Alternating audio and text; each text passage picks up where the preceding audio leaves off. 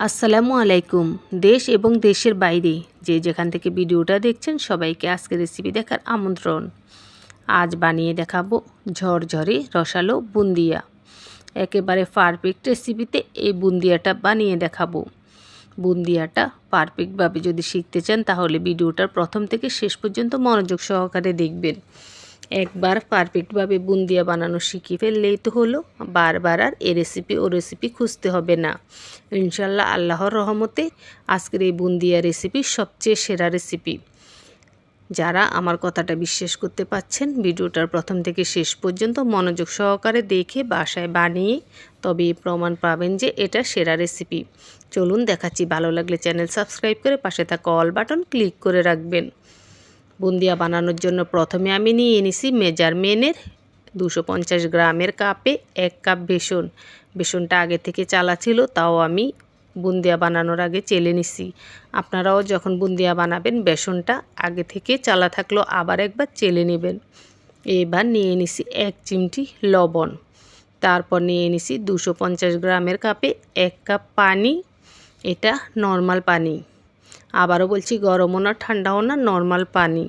আর পুরো পানিটা লাগবে না এই বেসনের গোলাটা গুলতে। দেখুন, দেখতে দেখতে বলছি।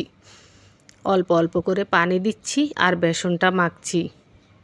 একবারে দুম করে পানি দেওয়া যাবে না, অল্প অল্প করে দিতে হবে আর মাখতে হবে। আর মাখতে হবে খুব ভালো করে।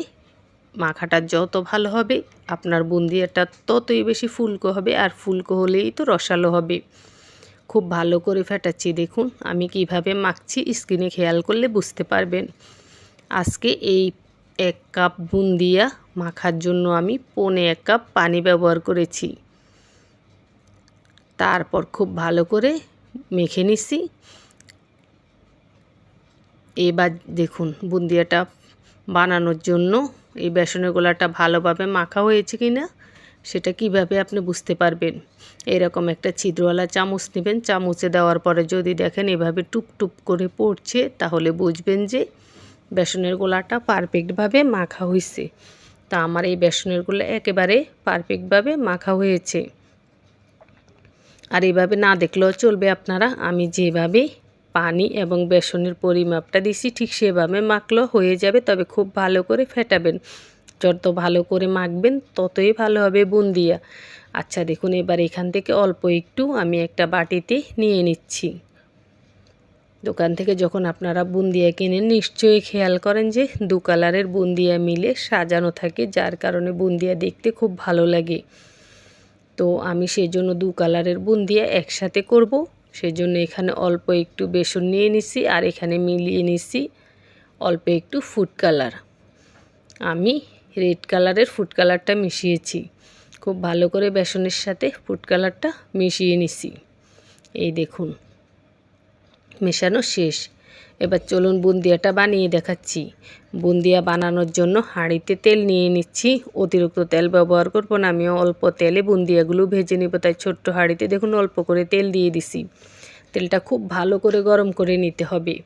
তেলটা যখন গরম হয়ে যাবে তখন এই দেখুন এই ছিদ্রওয়ালা চামচটা তেলের উপরে এভাবে ধরে কিছুটা বেসন উপরে দিয়ে দিতে হবে। তারপর টুপ টুপ করে এগুলো পড়বে। চুলার আঁচটা কিন্তু এ পর্যায়ে একেবারে হাইতে আছে।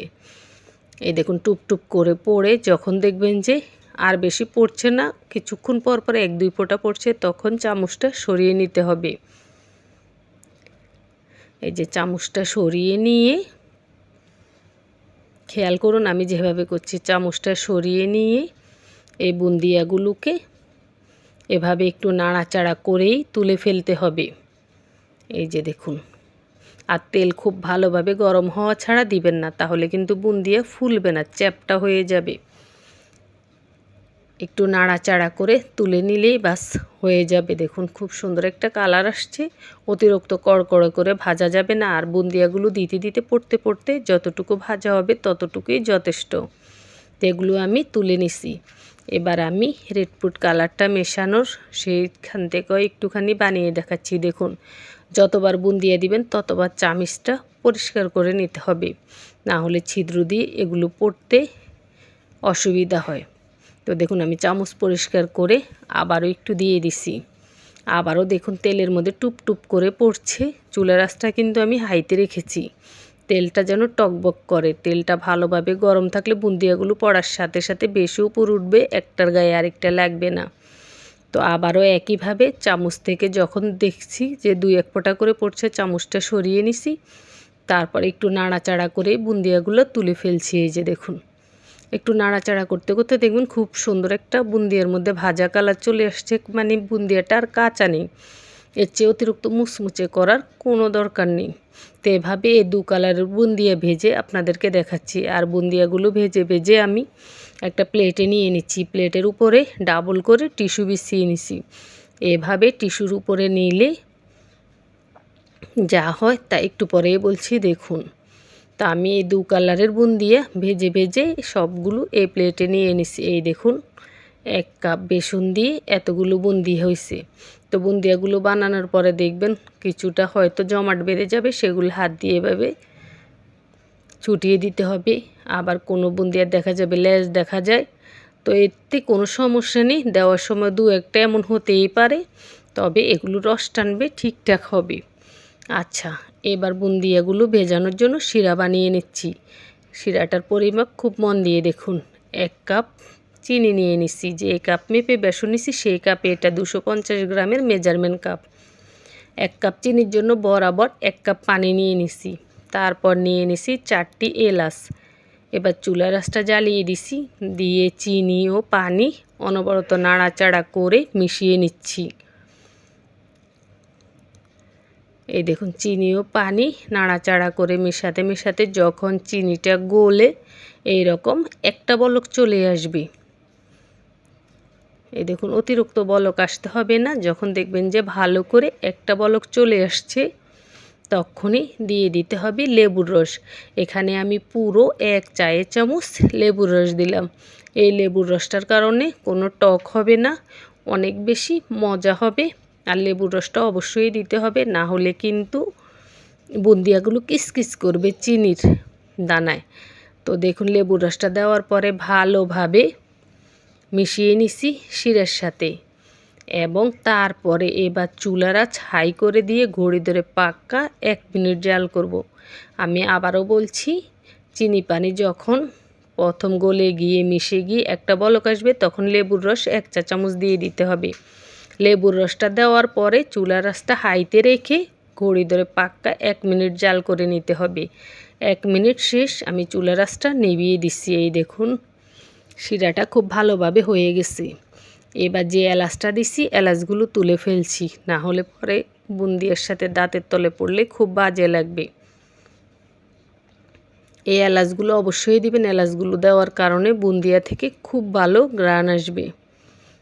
এলাচগুলো না দিলে বুন্দিয়া থেকে একটু ডাল ডাল বাজে একটা ঘ্রাণ আসবে, যে ঘ্রাণটা খুব ভালো লাগবে না। আচ্ছা দেখুন, তো এলাচগুলো তুলে ফেলে এই গরম গরম শিরার মধ্যে আগে থেকে বেজে রাখা সবগুলো বুন্দিয়া একসাথে দিয়ে দিলাম। আর বুন্দিয়া টিস্যুর উপরে রাখলে যা হয় দেখুন, এই যে বুন্দিয়ার গায়ে যে তেলটা থাকে, অতিরিক্ত তেলটা টিস্যুটা টেনে ফেলে, যার জন্য এগুলো অনেকটা স্বাস্থ্যকর হয়ে যাবে তেলটা টিস্যুটা যখন টেনে ফেলে। আচ্ছা দেখুন, এবার এই গরম গরম শিরার মধ্যে বুন্দিয়াগুলো উল্টে পাল্টে নাড়াচাড়া করে খুব ভালো করে মিশিয়ে দিতে হবে।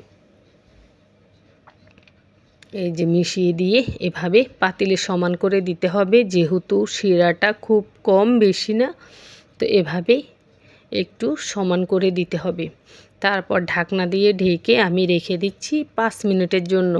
5 মিনিট শেষ। 5 মিনিট পরে ঢাকনাটা সরিয়ে এগুলোকে এই গরম গরম অবস্থায় আবারও উল্টে পাল্টে দিচ্ছি। এই দেখুন, আবারও উল্টে পাল্টে দিয়ে একইভাবে পাতিলে সমান করে এবার ঢাকনা দিয়ে ঢেকে আমি রেখে দেব আরও 15 মিনিটের জন্য। 15 মিনিটের জন্য ঢাকনা দিয়ে ঢেকে রেখে দিলাম। 15 মিনিট পরে দেখুন, বুন্দিয়াগুলো সম্পূর্ণ শিরাটা টেনে একেবারে টই টম্বুর হয়ে আছে, রসে টুপটুপে হয়ে আছে। আর বুন্দিয়াগুলো দেখুন একেবারে ঝরঝরে, যে আমি যে নাড়ছি রসটা টেনে একেবারে ঝরঝরে হয়ে গেছে। এবার একটা বাটিতে নিয়ে দেখাচ্ছি, কাছ থেকে দেখুন তাহলে বুঝতে পারবেন এগুলোর রসে কেমন টইটম্বুর হয়ে আছে আর কতটা ঝরঝরে। মাশাল্লাহ, আল্লাহর রহমতে বুন্দিয়াগুলো একেবারে পারফেক্ট হয়েছে। প্রিয় ভিউয়ার্স, যারা আমার ভিডিও রেগুলার দেখেন, আমার কথাটা যদি বিশ্বাস করতে পারেন তাহলে এরকম বুন্দিয়া বাসায় বানাবেন, তাহলেই বুঝতে পারবেন 100% একেবারে পারফেক্ট রেসিপি এটা। আশা করছি আজকের ভিডিওটা সকলের ভালো লেগেছে। ভালো লাগলে অনুরোধ একটাই, চ্যানেল যদি সাবস্ক্রাইব করে থাকেন তাহলে অসংখ্য ধন্যবাদ। আর যারা এখনও সাবস্ক্রাইব করেনি, চ্যানেল সাবস্ক্রাইব করে পাশে থাকা অল বাটন ক্লিক করে রাখবেন, তাহলে আমি যখন যে রেসিপি ছাড়বো সবার আগে আপনার কাছে পৌঁছে যাবে। আর প্লিজ লাইক কমেন্ট করে যাবেন, ভিডিও ফ্রেন্ডস ফ্যামিলির সাথে শেয়ার করে